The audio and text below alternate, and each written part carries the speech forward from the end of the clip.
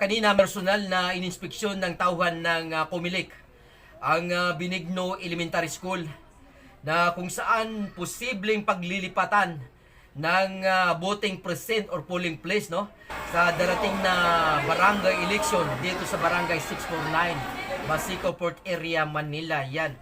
Kaugnay nito, nagpapasalamat ang ilang mga residente sa pagdinig sa kanila ng Comelec kung saan kanilang iminumungkahi na ilipat na nga ang voting precinct or polling place sa Benigno Elementary School dahil sa sobrang sikip ng Atinsa Elementary School.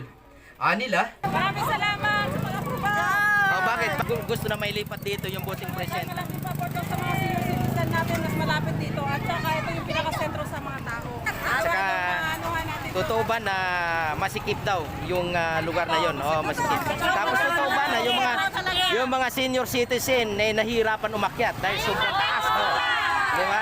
Tapos mainit pa. Nila higit na mas malawak at mas malapit at nasa sentro ng Basico ang Benigno Elementary School kumpara sa Atinsa Elementary School na kung saan dahil sa sikip at siksikan sa Atinsa Elementary School ang mga senior citizen at mga buntis ay hindi nakakabuto o hirap na hirap sa pagbuto.